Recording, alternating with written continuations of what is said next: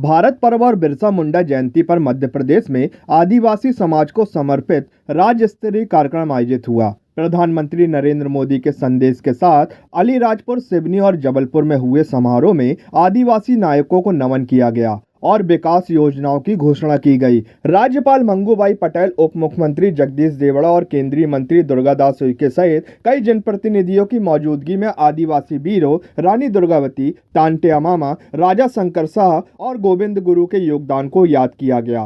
कार्यक्रम में आदिवासी समाज के डॉक्टरों, अधिकारियों और पद्मश्री सम्मानितों का सम्मान भी किया गया। जबलपुर में 564 करोड़ की 106 परियोजनाओं का लोकार्पण और 662 करोड़ के 132 कार्यों का भूमि पूजन किया गया। बालाघाट, सिवनी, छिंदवाड़ा, नरसिंहपुर, उमरिया सहित कई जिलों में छात्रावास, आश्रम, ऑडिटोरियम, मल्टीपर्पज सेंटर और आंगनवाड़ी जैसी सुविधाएं शुरू की गई। सरकार ने घोषणा की कि जनजाति कार्य विकास के सभी कन्या छात्रावास और आश्रम स्कूल रानी दुर्गावती के नाम पर होंगे। बाजा भीमा सिंह के नाम पर क्रीड़ा केंद्र बनाने की घोषणा हुई। मंत्री ने कहा कि आदिवासी समाज की संस्कृति और संघर्ष प्रदेश की धरोहर है और सरकार इनके उत्थान के लिए दीर्घकालीन योजनाओं पर काम कर रही है। यशस्वी प्रधानमंत्री ने गुजरात की धरती से पूरे देश को गौरवान्वित भी किया, संबोधित भी किया। हमने अपने मध्य प्रदेश में रानी दुर्गावती की धरती, उसके पहले में आज अलीराजपुर में सिद्धू किराड़े जी, अमर शहीद चंद्रशेखर आज़ाद की धरती से इस बिरसा मुंडा कार्यक्रम में हम शामिल हुए और 12 तारीख के दिन सिवनी में इसी प्रकार का कार्यक्रम में लाडली बहनात की हितग्राही मूलक योजना के माध्यम से हमने हमारे आदिवासी नायकों को स्मरण किया। मैं माननीय मंत्री विजय शाह द्वारा आयोजित इस आयोजन में माननीय गवर्नर मध्य प्रदेश श्रीमान मंगूभाई पटेल साहब के साथ हमारे माननीय उप मुख्यमंत्री श्रीमान जगदीश देवड़ा जी, माननीय विजय शाह जी, माननीय राकेश सिंह जी, हमारे सभी माननीय सांसद, विधायक, मंत्री, भारत सरकार के मंत्री दुर्गादास उइके जी, हमारी राज्यसभा सांसद वाल्मीकि ठाकुर जी, सुमित्रा वाल्मीकि जी और ऐसे सारे मित्रों के साथ जब मैं इस कार्यक्रम में शामिल हुआ तो ये मध्य प्रदेश की धरती, हम और सौभाग्यशाली हैं।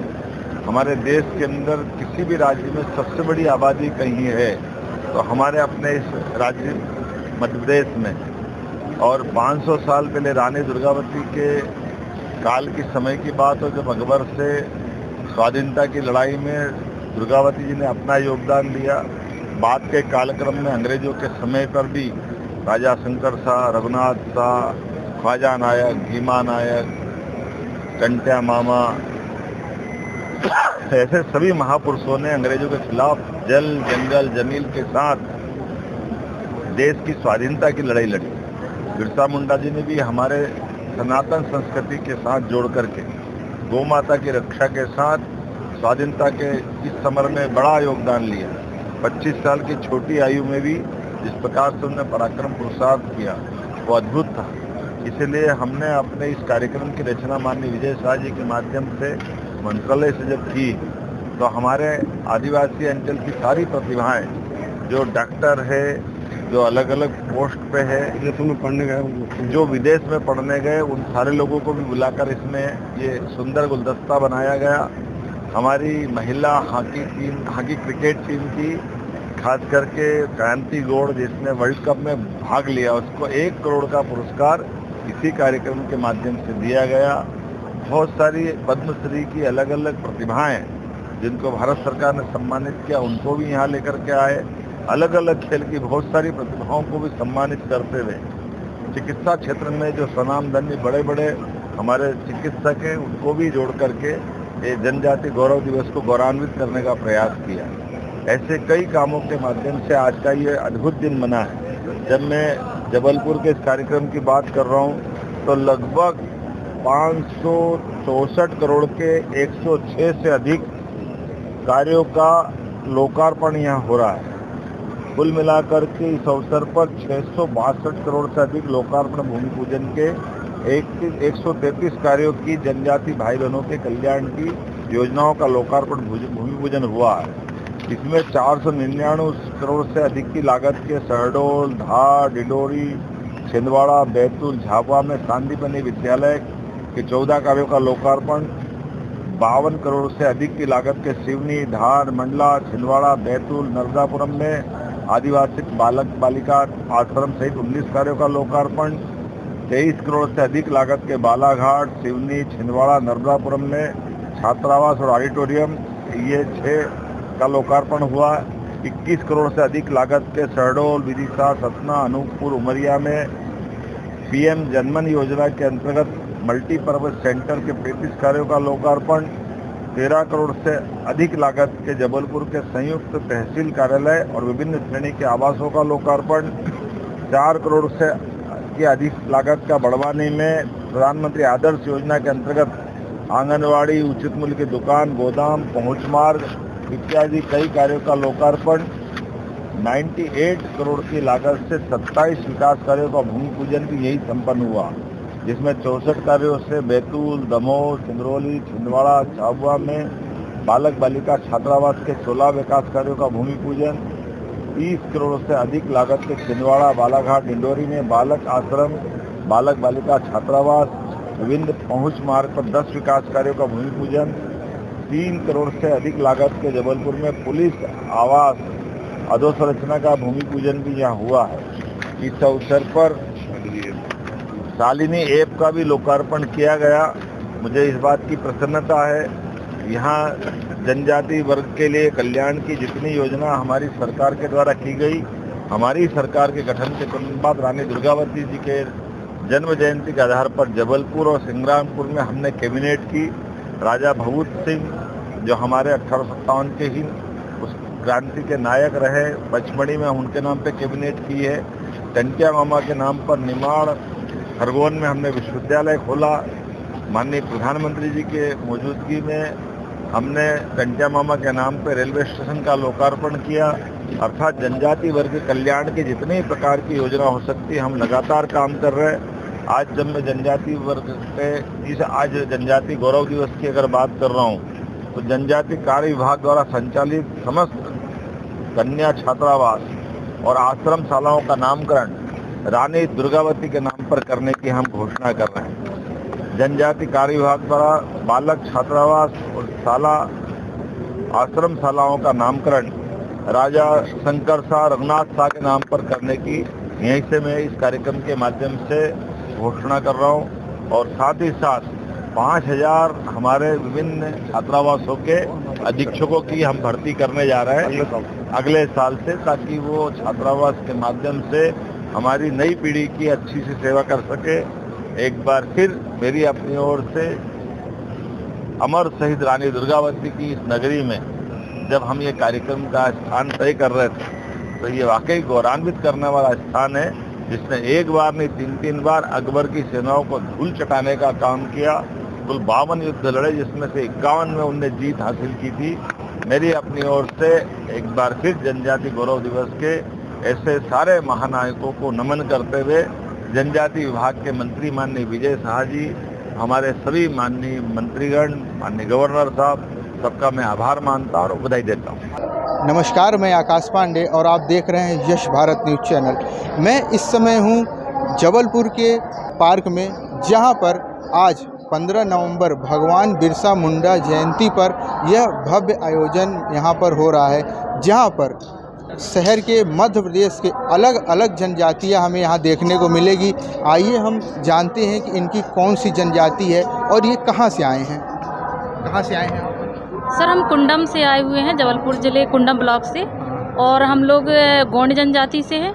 और आज बिरसा मुंडा जयंती पे जो यहाँ पे कार्यक्रम रखा गया है सीएम सर का, तो सीएम सर के स्वागत के लिए हमको यहाँ बुलाया गया है। अच्छा, आप उनके स्वागत के लिए? जी हाँ, जी हाँ। क्या वेशभूषा रहती है सर? ये हमारी जो है वेशभूषा अनुसूचित जनजाति पे है। हाँ। गोंड जनजाति की वेशभूषा पे हम लोग अपने उसी परिधान पे हम लोग यहाँ पे अभी। अच्छा, मैं देख रहा हूँ कि सबके मोर का पंख लगा हुआ है, तो ये इसका क्या? सर ये हमारा असली पहचान है आदिवासियों का सर। अच्छा अच्छा जी। और हाथ में कड़ा, ये गन्ने जी जी जी, ये हम लोगों का जो आदिवासी जो रिवाज है, परंपरा जो चला आ रहा है, वही हमारा ये पूरे हम लोग यहाँ पे हैं। अच्छा अच्छा जी। और इसके बारे में कुछ जानकारी हो? जी, इसके बारे में यही कि हम अपने जो हमारे जनजाति के जो हमारे महापुरुष थे, हाँ।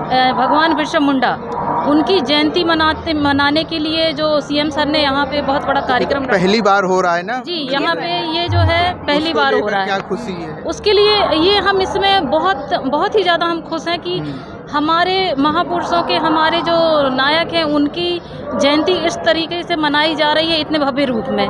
इसके लिए हम सीएम सर को धन्यवाद कहना चाहेंगे और हमें बहुत खुशी है कि हमारा कार्यक्रम इतना अच्छा हो रहा है। ट्राइबल जनजाति को इतना ज़्यादा सपोर्ट कर रहे हैं, इसके लिए भी हम बहुत ज़्यादा धन्यवाद कहना चाहेंगे सीएम सर को। काफ़ी हर्षोल्लास से हो हाँ, भी रहा काफ़ी है। हर्षोल्लास से, बहुत अच्छा लग रहा है। कहाँ से आए आप लोग? हाँ, कुंडम से से आए। जौलपुर डिस्ट्रिक्ट के हैं, कुंडम से। जैसे हमारी जाति जो है भारिया जाति विशेषकर छिंदवाड़ा ज़िले में ही पाई जाती हैं। पातालकोट में अधिक जनसंख्या है और 2,500 से 3,000 से ऊपर जनसंख्या है। अगर जो वेशभूषा देखें तो काफ़ी अच्छा देखने को लग रहा है। तो जी। इससे महत्व क्या है, क्या जनता को क्या बताना चाहेंगे सर? ये हमारी संस्कृति है।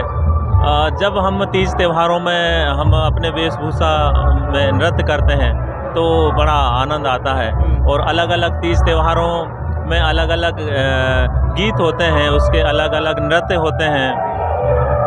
तो वेशभूषा क्या होती है पुरुषों और महिलाओं में?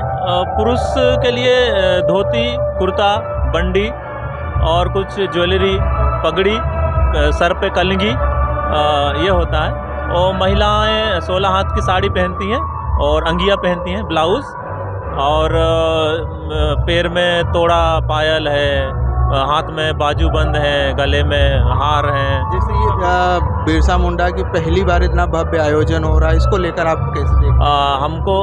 हमें बहुत ही प्रसन्नता हो रही कि धरती आबा भगवान बिरसा मुंडा जी को मतलब अभी तक उनका नाम बहुत कम जानते थे, लेकिन ये कार्यक्रम होने से सभी लोग उनको जानने लगे हैं कि वो इतने कम उम्र में देश के लिए इतने बलिदान दिए। आपकी भारिया जनजाति की लगभग आबादी कितनी होगी? 3 से 4 हज़ार आबादी होगी, क्योंकि अब शिक्षित हो रहे हैं धीरे धीरे और परिवार नियोजन अपनाने लगे हैं लोग, इसलिए जनसंख्या बढ़ नहीं रही है। जी, हमारा जो पातालकोट है वो 2,500 से 3,000 फीट नीचे गड्ढे में बसा हुआ है। 12 गांव उसमें हैं और अलग अलग गड्ढों में बसे हुए हैं। 79 वर्ग किलोमीटर में वो फैला हुआ है। जी, कहाँ से आए आप? ग्राम बकवा, पोस्ट गिजवार, थाना मझौली, जिला सीधी, मध्य प्रदेश। गौड़ जनजाति की यहाँ पर क्या विशेषताएं हैं? हमारे गौड़ जातीय परंपरा चला आ रहा है। ये खेती किसानी करने के लिए, और ये सैला नृत्य है, फाग नृत्य है, भगत है, ये सारी चीज़ें ये सब। अच्छा, मध्य प्रदेश और छत्तीसगढ़ में मैंने देखा है कि सबसे जो ज़्यादा मान्य होती, जो मैं सुना हूँ जितना, कि गौड़ जनजाति और भील जनजाति, तो इन दोनों में क्या? इसमें अलग अलग फ़र्क पड़ता है ना। क्या? इसमें वो भील जात जो हो अलग करते हैं और गौड़ जात अलग है अपनी। अच्छा, गौड़ जनजाति के देवता क्यों होते हैं, किसे पूछते हैं आप? देवता ये गांव गवानी हैं, अपने गांव के नाहर ठाकुर हैं और सारे देवताएं हैं गांव में।